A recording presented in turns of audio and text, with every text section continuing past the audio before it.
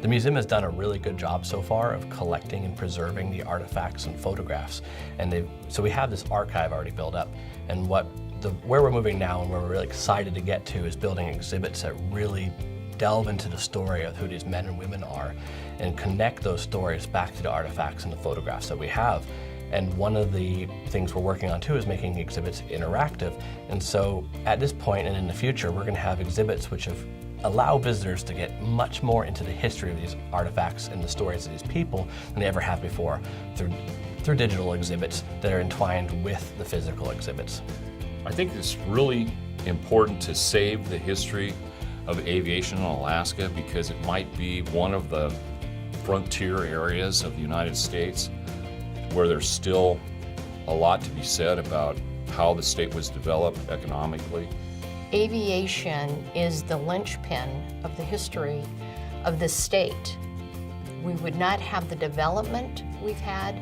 We would not have the industries that come here and provide jobs for people if we didn't have the means to transport the goods, the services, and the people to different places around the state to get the job done.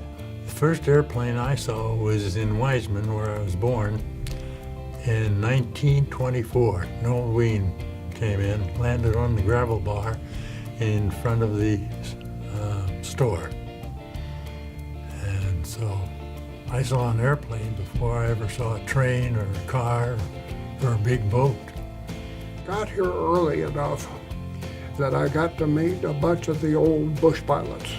I'm talking the old pre-war bush pilots. And I ended up eventually going to work for Jack Peck, who was one of them. And these guys were good pilots. And they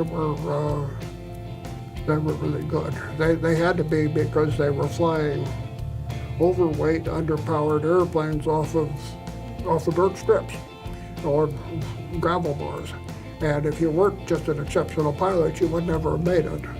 And so most of these guys were pretty darn good. The flying was tough, and so they quickly eliminated the ones that weren't good. Our museum is a museum that appeals to all ages.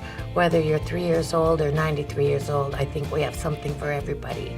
The museum encapsulates not only the past, but it lays out the roadmap for the future of aviation and aviation-related careers for young people, and I think just marks the way for opportunities. But in order to know where we're going, we need to know where we've been.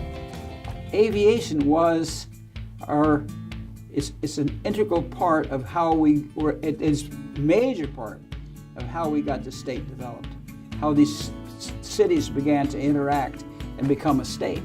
Otherwise, we were almost like Italy, where they had principalities here and there. Because the people in Ketchikan had no way to get here. People out in Bethel and Nome couldn't get here. You know what I'm saying? You had to have these lighter aircraft, the smaller Of course, in those days, that's all we had. I mean, the big planes were still small by comparison to today. But to tie this all together was a very important thing, and I saw it right away.